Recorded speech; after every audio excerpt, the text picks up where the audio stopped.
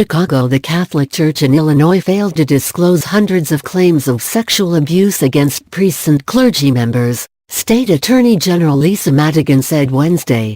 The six Catholic dioceses of Illinois previously released the names of 185 clergy members who church officials determined were credibly accused of sexual abuse.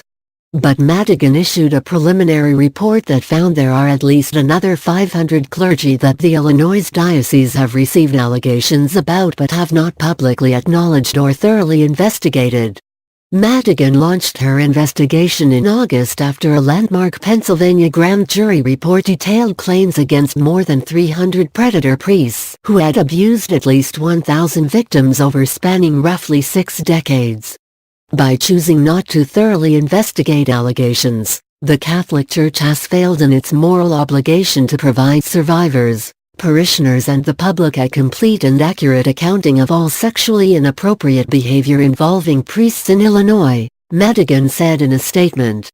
She added, "The failure to investigate also means that the Catholic Church has never made an effort to determine whether the conduct of the accused priests was ignored or covered up by superiors."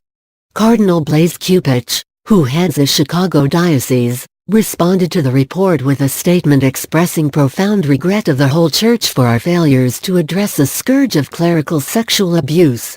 He noted that the Chicago Archdiocese has begun looking into the issue of sexual abuse since at least 1991, when then Cardinal Joseph Bernardin created a special commission. It is the courage of the victim survivors that has shed purifying light on this dark chapter in church history, Cupich said. Madigan issued several findings as part of a blistering status report. The most common reasons for a diocese not to investigate an allegation of abuse was that the allegations were against a clergy member who had died or left the ministry. In some of the unreported cases, the diocese said a lawsuit was filed. The survivor wanted to remain anonymous. A criminal investigation was opened, and the clergy left the country. In many of these cases, information and evidence related to the alleged abuse was readily available and easily confirmed, the report said. Madigan's office says that the diocese frequently failed to substantiate an allegation when it came from only one alleged victim. The diocese also often found reasons to discredit survivors' stories of abuse by focusing on the survivors' personal lives, the report found. The preliminary stages of this investigation have already demonstrated that the Catholic Church cannot police itself, Madigan said.